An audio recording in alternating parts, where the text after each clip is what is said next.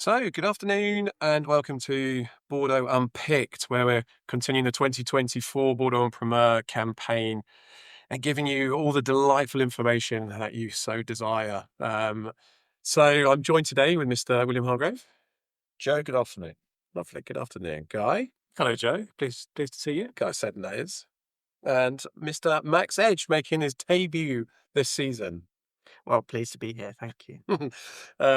Max works with, you will recall if you listen, we had Mark, our Bordeaux buyer, on last week or the week before, and Max is working on his team with him and speaks regularly to the negociant in contact with Bordeaux, so good to have him on board to hear his sort of thoughts.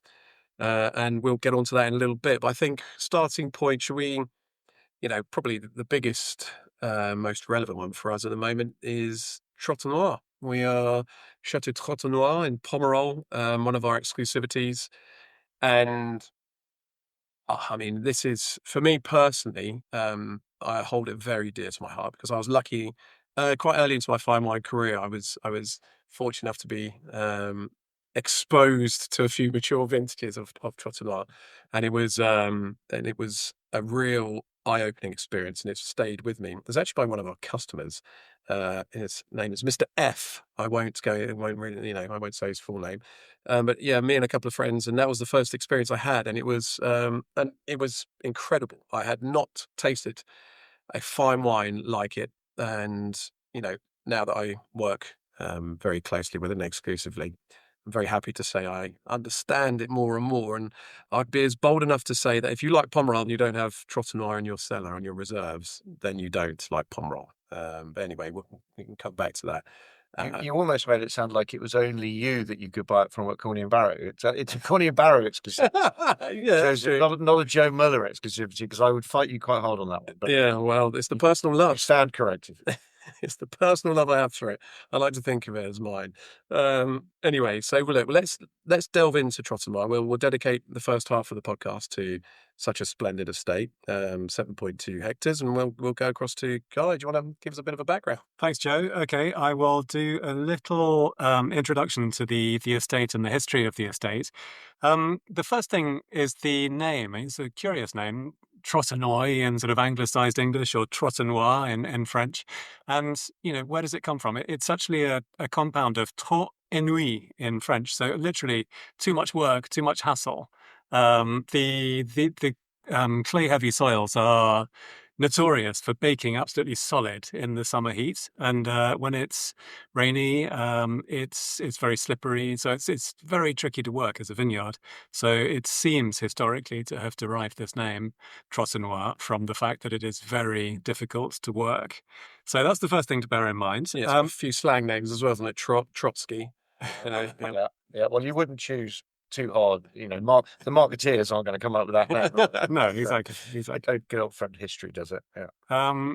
So in terms of origins, if you look at a map of Pomerol in the 18th century, which is when it was around from as an estate, it was on the western extremity of Pomerol. And if you compare that with today's map of Pomerol, it's pretty much slap bang in the centre. So Pomerol as an appellation, even though it's tiny, has grown over the centuries, and it is interesting to see that it's due north of Catusau, which is one of the sort of principal villages of Pomerol, and sits, as I say, right in the middle of the appellation now. At the time of the Coxet Ferret sort of classification of Bordeaux, they wrote a famous, influential 1868 book about sort of a ranking of the chateaux. And Trotanoy within Pomerol was the joint largest producer in terms of volume of the appellation, behind... it was the largest. And then in terms of quality, it was ranked second, just behind Vieux Château Certain, behind VCC, and ahead of Petrus. So that is an interesting sort of historical point of difference. Yeah, I'd agree. Just to jump in, I know I think you've done some pretty mature vintages of Trot as well, and it's this is an iconic estate in Pomerol, and like you're sort of you're pointing out, Guy, and I think if we're being maybe hand on heart, you could sort of say it sort of had a little drop in quality, and it dipped, sort of maybe 76 to 97 bar a few vintages. That's when it sort of had its sort of weaker patch. 40s, 50s, and, some of the 30s I've had are awesome, 70s and 60s. And then it comes back again, certainly like 98 onwards. And then, to today where it's... Yeah, there's one quirk in there, which I'll say before I forget, but if ever you see 93 Trotanoy, I don't really understand why, but it's an awesome wine. I don't think I had that. Well, there you go. That's very cool. Good to know. But I'd be interested to know from Mr. Edge here whether, having been with CMB less time, and you haven't had yours as a company tattoo or anything done yet, but what's your perception of Trotanoy? Because it's being an exclusivity, it's maybe not as known as some, but I feel it's pretty awesome. But I wonder if there's some slight Corney bias here, if you know what I mean. Perhaps there is, and I will add that I'm probably only contributing 1 year of the 50 years in this room of C&B experience. Yeah. It's probably a blast from the past wine, Trotanoy, my exposure previously. Yeah. When you mention it from the outside looking in, people go, my God, that brings me back. That takes people back, drinkers back, or Bordeaux lovers back to maybe a sort of slightly earlier time. And you're right in that it's an icon, and perhaps when it's had the benefit of a great relationship through Corney Barrow, the wider perception of it gets not forgotten about, but those newer stars that an open market talk about, it's not in the same breath as those. Yeah, would you say, because it's sort of between, but when I first joined Corney's, it sort of felt it had this sort of loyal following. It obviously wasn't the standout iconic status that, say, Petrus and Le Pen share, but every sort of Pomerol lover that I started to meet through Big Corney Barrels, that was lucky to be, connected with many of them. You could see that it had a real soft spot for a lot of people and a loyal following. Did you have that sort of impression before you came to C&B, like with Roberson when you were before, or? I believe so, and I think it's the longevity of the wine as well. It's always a 20, 30-year wine, that those mature vintages are where people have that love for that blast from the past character that I said. And it benefits being in the cellar for a long time. Yeah, I mean, I for one feel that within the Pomerol spectrum, if you like, it balances the style of Trotanoy, balances the sort of the aromatic and the pretty and seductive styles that are out there. So it's sort of like the yin to Lafleur's yang, and that's the way I like to view it. Because, and again, going to what you were saying about the soils, it's got such a huge impact, hasn't it? Because when you go to the estate, you've got this road, and you've got this. Trotanoy does have a house at the end of this sort of stony avenue, and you've got these cypress trees that just line either side, and then the first two plots are obviously, I remember going out for the first time and seeing the big gravel stones, because the gravel is on that side where the road is leading to the house. And I remember thinking, crikey, we're on the Pomerol Plateau here, and you wander 5 kilometers that way, and it's pretty much clay that you see is the predominant factor, and it does go into clay, as you detail in your offer, as well as you go past the estate, past the house, to the back parcels of Argile and Hanger. But it's that combination which I think makes it so unique, and the deep clay that it does have. Trotanoy for me is always this muscular Pomerol. It is the most sort of powerful expression, but it also has the most sort of that almost iron-rich, ferrous style of minerality in its maturity, which I think is what you may be sort of alluding to as well, and what's in people's perceptions. And I for one, absolutely love that, because when you blend it into those vintages where you've got that lovely fruit profile and it's very rounded and it's got that richness, which obviously the clay helps promote within the fruit, it's stunning. It really is. And that aspect I love to it, when you've got these other great wines, which I also love, which are more about the aromatics and the prettiness and that real generosity of fruit that Pomerol gives, and has an underlying minerality, but in a much more subtle manner. Yeah. The only final thing to say on the sort of historical side of things is that it's been part of the Moueix stable of wines since 1953. It was Jean-Pierre Moueix who founded the company and who purchased Trotanoy in 1953, and it was his most significant acquisition at that time. And it was also really a turning point in the fortunes and favours of the estate. So yeah, that's one of the sort of key dates in the history. Yeah, total visionary. I mean, buying that and Petrus and all these others, incredible. Oh yeah, completely. I mean, but I think there are some cracking talking about a few vintages people could drink now that we might have a little bit of on the sort of breaking side. 2004 is absolutely delicious now. I know there's a customer of mine who won't thank me for highlighting that one because he tries to snaffle it whenever we've got some. The 03 is a good one. Don't tell Brett Smith, he adores 03, but anyway, we have to accept it's good. But I think you could start to try the 9 now. 10, 15, 16, these kind of vintages I'd leave. I think for me, 12's a real, not a sleeper so much, but 12, once that gets to its sort of 15th birthday or whatever, I think that's going to be a pretty awesome drink. Yeah.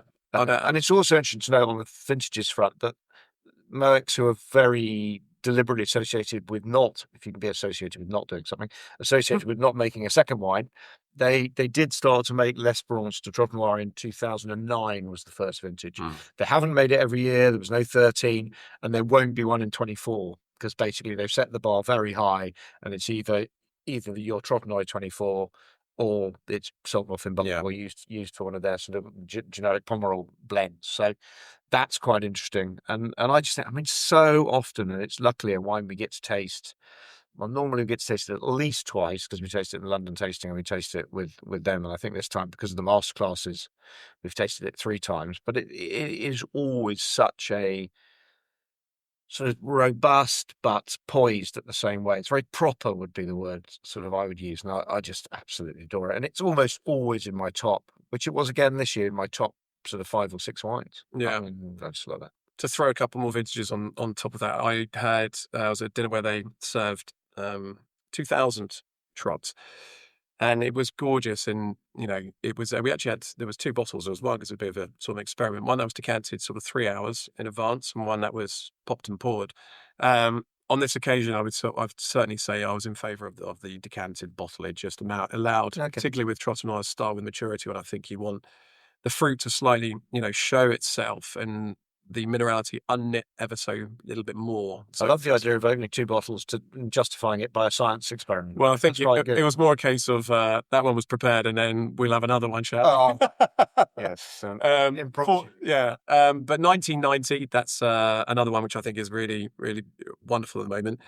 The legend, and I think we have to say, that the 98 is just stupendously good. And 98 Trotanoy is one of those exceptional wines, and I think Edouard Oates himself's put a quite big dent in there. I mean, Edouard is a massive fan of it, and I think he's been drinking it from when it was about 6 or 7 year old. He used to be so under the radar, but going to the other side, where I think you can probably, like most estates in Bordeaux, the 14 vintage can quite often show some brilliant value if you can find it. Trotanoy 14 is it's just opening into a phase, and give it another sort of 3, 4, 5 years. But actually, Esperance 14 was very good. Yes, it is. Yeah. I think that's one that I would say as a value buy for Trotanoy fans at the moment. That's where to have a look. But I definitely echo 2009 Trotanoy. I think will be a total legend. By the time this goes out, people have got to get their orders in. So allocating early next week. So that's the week of the 9th, isn't it? Yeah, we may be able to. Katrina, who does such a brilliant job at editing and whizzing this around for us, may be able to get out Thursday. So if you're listening to this, it could be Thursday. Yeah. And if it is, yes, we're currently doing, as we mentioned, the 2024 offer at the moment. It's £850 a 6, 865 for magnums, which in a vintage like 24, I have been trying to encourage as many people to look at magnums because, when you open them, it just gives that little extra boost of quality. The vavaavoom, as the mighty Thierry Henry would have said. Shouldn't have traded Arsenal. But yeah, so I mean, please let us know. We will be early next week. We're closing the orders. As you can expect, it's very popular. The price itself, it sits very well against the other vintages of of quality, and certainly under the most recent ones. And with the style and the following it has, it's no surprise that we'll be allocating normally relatively tough. It's also probably worth noting it's 100% Merlot this year as well, which isn't always the case. But yeah, The amount of Cabernet Franc, I think, is shrinking at the estate. So I think it's almost entirely Merlot finds now. yeah. I think you're right. So yeah, please do get in touch and let us know what you fancy before you miss the opportunity. Well, look, so we'll move on now to the rest of Bordeaux and where we are at. The last podcast we did was over a week ago, and it came out probably a week on Monday, so just gone. There was Vinexpo in between. So that week, sort of 10 days ago, really things sort of quietened off, didn't they, Max? And then beginning of last week, we saw a little bit more action. The biggest name to first have appeared since the last podcast was probably Palmer. So maybe if we want to start there with anyone. Yeah, I think so. Thanks, Joe. It was a quiet week last week, 2 bank holidays, UK and French side, and Vinexpo in Singapore. So we sort of had this bridge in releases, which can sometimes work in our favour and sometimes work in not so favourable in terms of momentum. But Palmer came out $9.50 per 6. That was a 34% discount on the 2023 release, and positioned itself alongside 2021, 2019, 2017, which is a theme we've seen happen quite regularly now this year. And I think something I'd noted that it's definitely a year that if you are in for large formats, if you're in for magnums, double magnums, imperials, this is a vintage to definitely get involved in that. Like I said, it may be alongside those back vintages in terms of its price, but those formats aren't available. Yeah. And so if that's what you want to be buying and drinking in 20, 25 years' time. Does that stem from, you've seen that as a bit of a pattern then with other estates as well?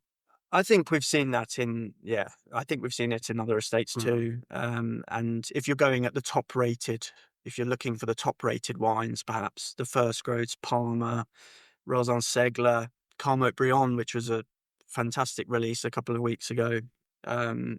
Definitely large formats have been a popular choice. Yeah, I think it's fair to say Palmer sort of followed its usual route. It's let's say it's probably not the most sensitive to price, but with well, they have a very stated aim of selling half. Yeah, indeed. And they're probably selling another 40% in 10 years' time and sitting on 10%. I'm slightly, ad-libbing that, but that seems to be what it is. And we did taste. Indeed. Where it's almost always a wine that I really like when I taste it. I think Palmer is, fun enough, actually, a little bit like Trotanoy. I think it's, in a way, it's kind of very proper in its Margot-ness. And it's sort of floral and things. I always think they're normally the alter ego too is normally about a third of the price of the first wine, which kind of to me feels the way it should be. Yeah. A lot of second wines sort of push 50-60% of the price of the Grand Vin. You think, come on. So actually that bit of it I kind of respect, and I respect the wine, but as we say, they don't look to sell 80-85% on Primeurs. Yeah. So the pricing is always maybe pushes the boundary a little bit more.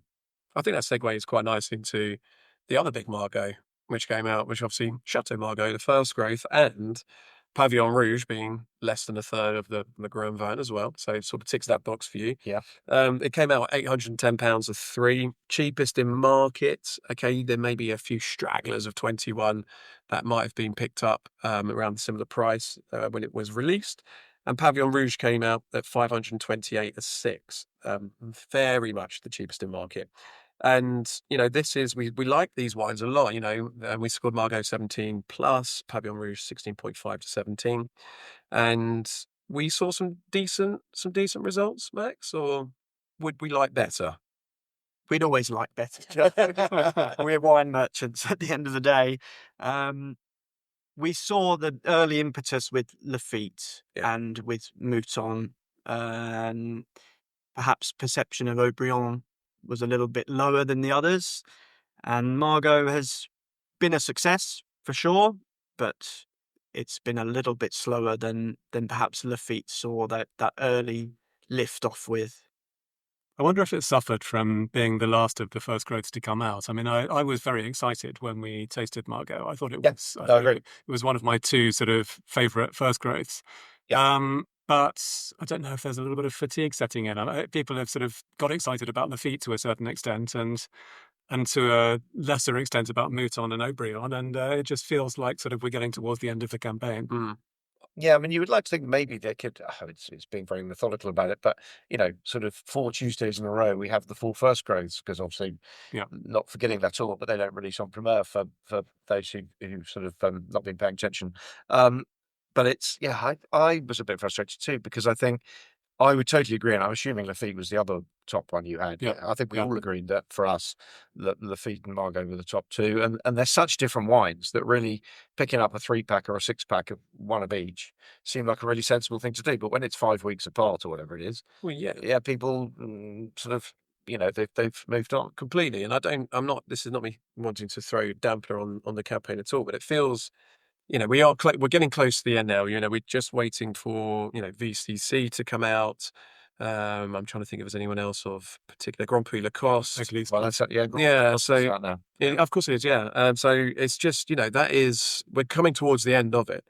It feels, if you're looking back now, that a lot of these people should have made their moves earlier. The whole politics around it, I think, has been considered too much in a vintage like 2024.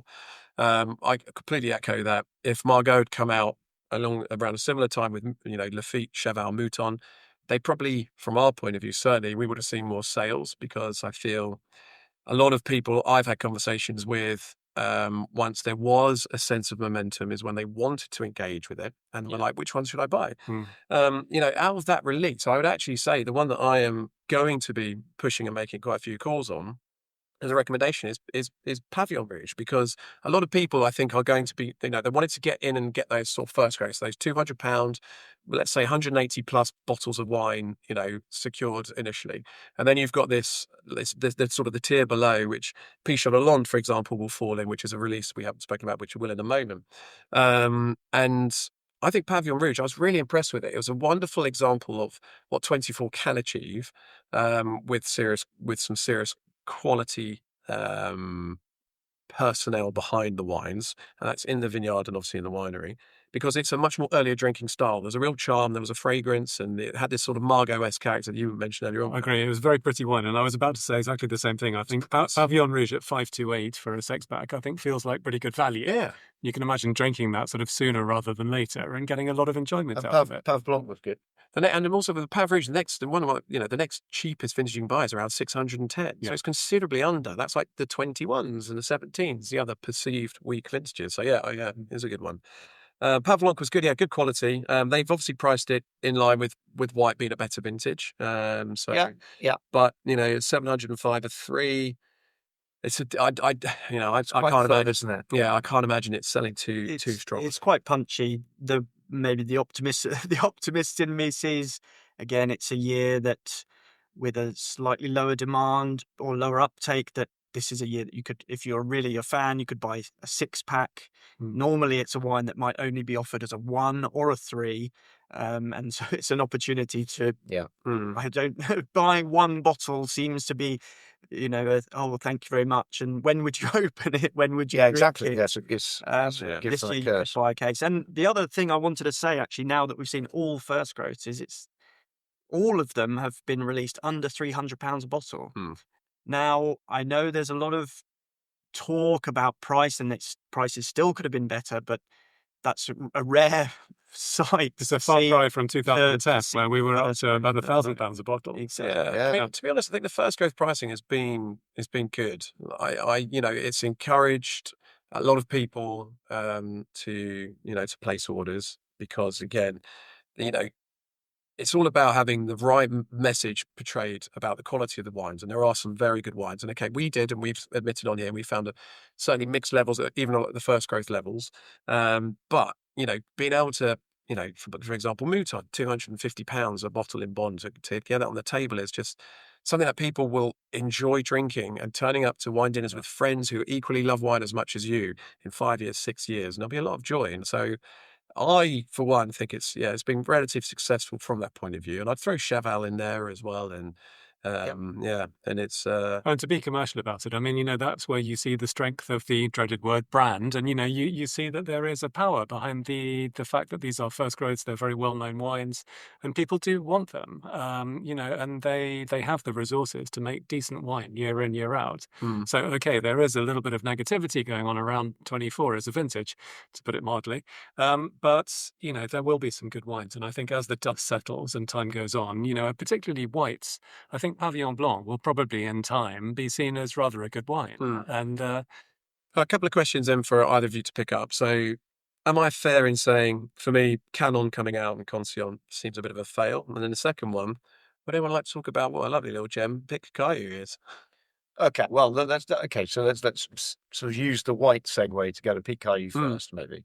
Yeah, Pic Caillou, cracking. I mean, I've bought the 24 myself. I've got some 21 at home at the moment. 24 also Paulin. So Paulin Calvé used to be sales director at Moueix. So that's where we know him from, though it's his family's property. But he did some mags with the 24 white. So I've definitely picked up some of those because I think it'd just be cracking fun with friends and family, and rather than people are really yeah. But I mean, because he's got rid of his semi. Yeah. But I think, it's a cracking one, and I love drinking a 12 and 14 of his red at home. So yeah, Pic Caillou I think is a cracking little wine. I mean, well, we normally go there. It's 20 minutes from the airport, isn't it? I mean, it really is within the city. So £140 a dozen for the red as well. Yeah. It's just it's great the area barbecue wine. I'll be ready in 2-3 years. I think sometimes you see the great value price and you think, is there a catch there? And we tasted the wine and I was amazed. First of all, I really enjoyed the company of Paulin visiting us. I thought he was very honest, very frank, a very great gentleman, loads of stories to tell. The white wine was exceptional. And I know we sort of there's a lot of talk about Bordeaux Blanc's identity, or the identity of Bordeaux Blanc as a 100% Sauvignon Blanc.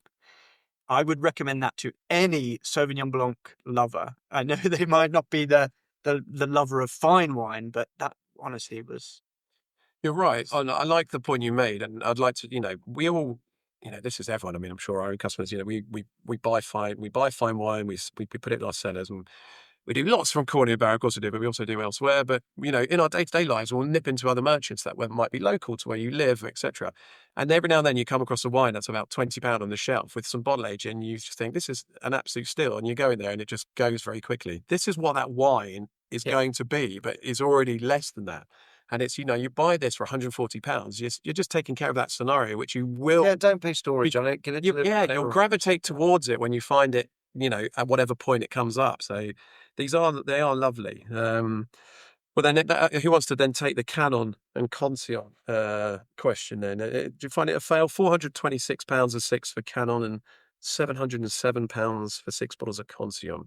Where you made a good point about Figeac. Normally they come out at the same price, and they're very I mean, I think they've slightly over-egged it. I think that undoubtedly they're two. Well, one Saint-Emilion and one Pomerol, sort of overperformers of the last decade or more. So the wine, I'd have no doubt the wines will be, in fact, both cases, quite polished. I mean that positively, and quite velvety and textured and suave. But yeah, it feels like they're relying, particularly Canon for me, although it's the lesser expensive, but they sort of relying on the brand a bit, as sort of Guy mentioned earlier.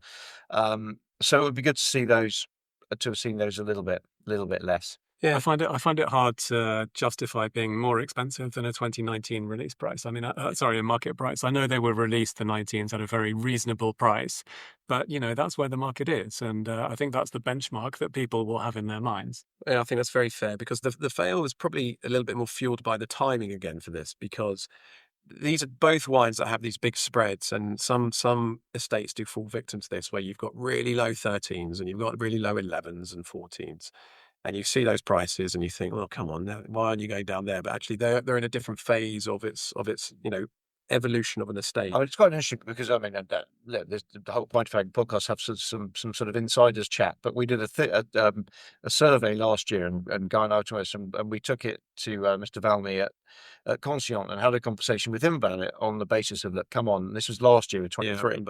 These are where the prices need to be. Blah blah blah. And he was quite forthright, and actually it was a good exchange. I mean, it was before lunch. We didn't come to blows or anything, but we had a strong conversation about him, and he was basically showed us, said, look, anonymously, but this is where my wine goes.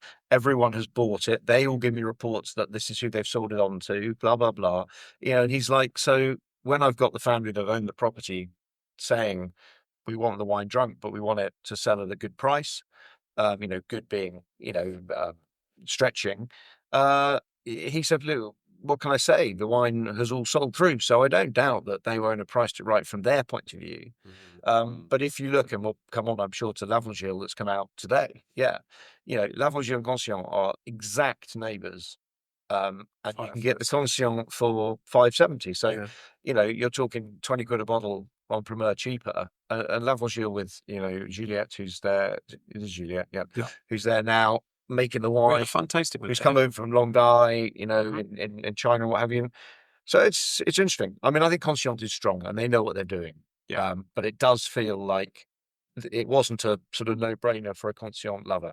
Do you think Conscient's justification is that they've moved on sufficiently within their kind of development and their kind of profile as an estate that they now can pitch it at a certain level and get away with that? I mean, they are Pomerol, so they are smaller. They are on the plateau, with obviously Petrus and Trot, VCC, La Fleur, Gazan, etc. So, maybe that is it. It's significantly more expensive than the 17, for example. But I mean, I think maybe they would take the view that the estate has moved on sufficiently in the intervening time. Good excuse to try a bottle of 17. I think it's probably pretty. Yeah. I mean, because I'm not convinced it's been that short-lived. Because their 16 was pretty spectacular, and they were making great wine then. I'd certainly versus sort of 6, 7, 8, 9, and 10, that sort of freak vintage. But since the early 10s, I think you could say that is the case. I definitely believe that's their driving factor internally, their self-justification. Whether the market will justify it, time will tell. Yeah, it's strange when you see in the same day Lavangille, which I know it's maybe a slightly different price bracket, but they've 50% less wine produced this year. They've come out at a considered price. They are part of the Lafite stable, which perhaps allows them some flexibility. Their release, this late release compared to Lafite's early release would indicate that there is a separation of their entities. You've stolen my point. It's exactly what I was going to say. And but it's a well considered price. I'll steal it even further by saying I totally agree with Max. I mean, it's a really good point. I think the team is great at Lavangille in terms of what they're doing in the vineyards. I think they've got their finger on the pulse commercially. Okay, they've got the analysis and all of the resource of the Rothschild team, but they're doing the right thing and they're doing it for the right reasons. We tasted, we liked it. And if you go back to Canon, I mean, for the same money, I'd rather have Clos Saint-Martin for not far off half the price. Yeah. Which is right in amongst all the Canon holdings. Now, it's a different style of wine, and I'm not I'm keen not to compare apples and pears, but it's that I would certainly be there, and I think there's some cracking. Well, staying on the old within Pomerol, I think we should mention as well, which came out last week, which was Rouget. We went out with our offer, and I think I may have mentioned this in a very early podcast. It was one of my sort of big, not surprises, but I absolutely loved this wine. We went to the hangar tasting. We had it's all broken down by commune, and saw Edouard there and tasted Rouget, and I was blown away. And it was the first, in my tasting note, I wrote, there's some charm in this wine. There is charm, there is flow, and there is elegance. And I said, look, okay, it's not crazy complex, but the elegance and the real depth of fruit on show for 2024 is spectacular. And that was just benching against everything else I've seen. And, you could call, internally I've got a bit of a reputation for being a bit of a mean scorer, maybe with this vintage particularly, but I scored it 17 out of 20. And it was it was just ripeness of the fruit. There was a creamy texture, Pomerol nature, and a really well balanced structure. And what I'd like to really point out here is, because Max touched on it a little bit with the yields of Evans yield, but Edouard Sin, he made 14 hectolitres per hectare. Yeah. That was the yield. It was brutal. 26 sprays across the grain. It's not a sustainable yield. It's not. As an- And as he an said, estate. this is making me think, actually, let's get rid of organic status here, because it's just too costly. It's not making sense. If I have any more vintages like this, it may push me over the edge to that course of action. And the other stat which he gave us, which I think I have already quoted before in another podcast, but to sort of refresh and reiterate, he, with his team, per worker, they normally spend 1,800 hours in the vineyard across the grain season. They spend 2,200 hours per worker. So there's a huge increase, all because of those sprays. Yeah, it's got 10% or more. So what else does that scream out? That screams salary. It screams costs. And, that is, these guys have been, it's brutal, this vintage for them. So they've made less than a third of a crop, and they've brought the price down significantly. They're the cheapest in the market. It's amazing. £174 per six. So this is, for me, the one of the value buys which I will be championing, because less than £40 on the table, that's going to be exceptional bottle of Pomerol from a very, varied vintage. There are other people who have followed in the quality footsteps, but trust me, there's others that have dropped the ball with whether it's extraction or whether it's what they've done in the vineyard. Yeah, I'll echo that just by saying that I think the approach to viticulture and everything at Rouget is great, and I like the fact that he's been experimenting with whole bunch fermentation, which not many people do in Bordeaux. Okay, Carmot Briand has become sort of quite famous for doing it, and it gives this sort of slightly aromatic touch to the wines, which is very much on point in terms of what people are looking for. He took the brave decision, Edouard, in 24 to destem 100% because he thought that the vintage demanded it. So it doesn't have that kind of whole bunchy side to its nature this year, but I think it's a delicious wine. It's he's done very, very well. Yeah, bravo, Edouard. Well, is there any last remarks? Just on talking of value, and I know this vintage quality, people have maybe been seeking out only the top-rated wines or those first growth, but depending on what type of Bordeaux buyer you might be, there are good value wines this year, and Rouget definitely one of them, Picot for sure one of them. But there were others too. Contenac Brown, that was earlier a few weeks ago. Domaine de Chevalier de Rouge, Brunet de Cru, one of the first out of one of the first releases, maybe a little bit forgotten about. Yeah. Really great value. These are all under £250 per six, and so in terms of delivery, a few of those cases well under 200. Yes, most of them. 350 quid, you can get yourself 6 Rouget and 6 Brunet. Lovely. Yeah. Happy days. And obviously there are lots on, that's without going back to the Merck's portfolio of, Latour Pomerol, etc., which were cracking options. And then add to that these wines will likely be delivering earlier drinking pleasure. So in most cases, in the next 5 to 6 years, these should be perfect. Have we seen, Max, while we've got you, have we seen any uptake on the sweet whites, really? I think the top-rated Cuté, Sudereau, Laforie Perregay. I try and get that one out. A little bit, but again, it's a campaign of, it's a selective campaign. People can go early, they can go late. I'm sure these wines will still be available to buy in the coming weeks. No, I'm just interested to see. Yeah. Well, I suppose the only final remark for me is, Pichon Lalonde came out, and that, very recently, and that came out at £531 a six. I was so enthusiastic about this wine because from tasting it, it was really genuinely very good. We scored it 17.5, and it was pretty unanimous as well amongst. No, I agree. And I would just say it's just fallen, victim to the timing again. I have lost, the enthusiasm to get behind. It was there and it was strong. It was there for weeks, and then you have this huge break, and I wanted to sell this actively to customers early within only within the campaign beginning. And I think there's probably a lot of other merchants around there. So, I mean, what we'll do is we'll touch on this on the next week's podcast. Will be a sort of a roundup of Bordeaux. We're going to we'll get the ditch back in the hot seat, the Bordeaux buyer. And, you know, I think one of the things we'll talk about is what do we feel as a summary, and if there were any sort of potential messages we'd like to say to the technical directors, the chateau owners, the Bordeaux Negotiators, who clearly don't listen to our podcast. What would we like to say to them? So maybe we'll park it for then. But before we say goodbye, has anyone got anything else they wanted to sort of? No, I mean, it's maybe just worth acknowledging that there have been a couple of fairly downbeat pieces in the press recently. Jancis did an article, Jancis Robinson, in the Weekend Financial Times, and Neil Martin has just come out with a Bordeaux piece on his Vinus website, which is called "The Crisis Laid Bare." So, you know, there's a bit of negative sentiment going around. I think it's fair to say, you know, which Bordeaux would do well to listen to. And I mean, obviously, they're all too aware of it. But, you know, the underlying message that I would like to put across is that these are actually great value wines. I mean, if you look at where Bordeaux value is these days compared to what you can get in Burgundy or what you can get elsewhere, you know, there are some really serious wines available for incredibly good prices.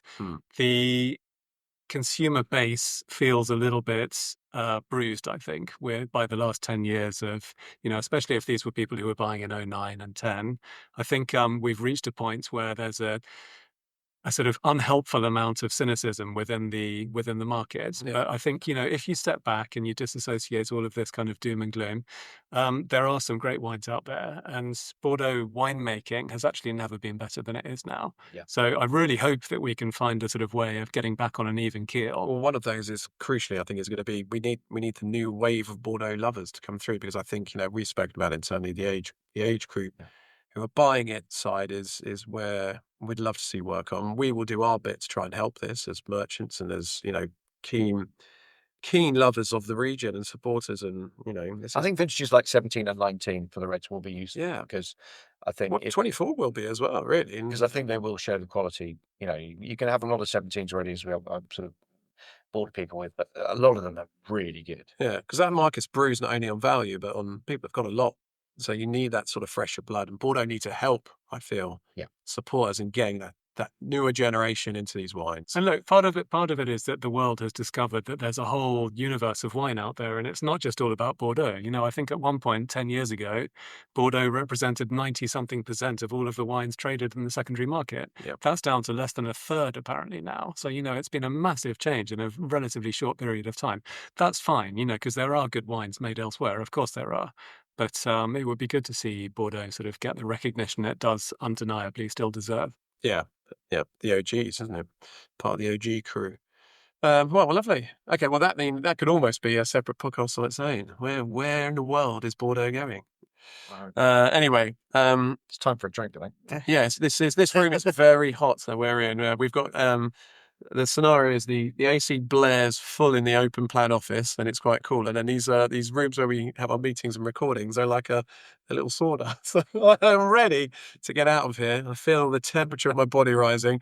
And on that note, thanks for listening. Will, do you want to say cheerio? Yep, goodbye. Mr. Edge. Well, thank you for having me again, and goodbye. Pleasure's all ours. Guy. Bye from me, and you have come quite red, actually. I think I feel okay. Yeah, I think I'm going to faint. Right. Bye-bye. Bye.